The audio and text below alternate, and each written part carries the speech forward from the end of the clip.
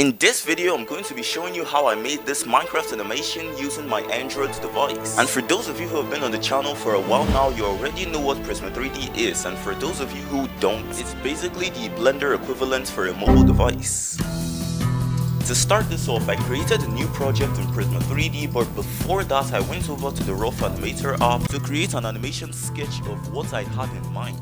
And what's going on here is basically a sorcerer with an obsidian sword trying to kill a man with a creeper mask.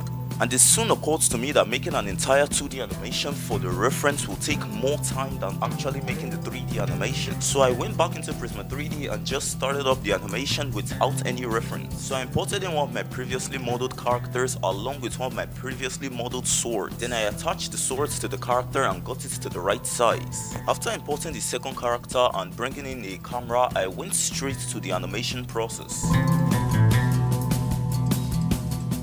And those red markers on the floor are just reference points to make sure my character's legs are not sliding around, and that can be totally avoided once the inverse kinematics update releases. And after completing the first shot, I brought in some lights to get a good view of what the final render is going to look like. Then I detached a copy of the sword which I'm going to be using for the trail effect later on.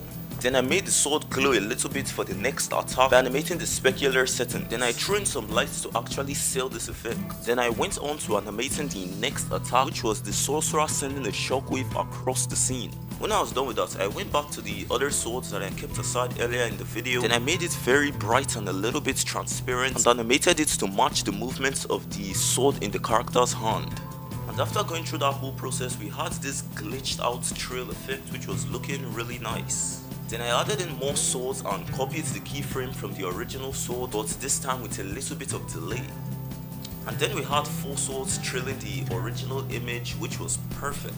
Well, I used practically the same process for the shockwave itself. Then I imported in some of my previously made particle effects like the fire and explosions. After piecing together all the effects and the animation, it was time to build the scene, which didn't take as long as I expected. And after I was done with that, I rendered the final clip, took it over to CapCut for the final edits.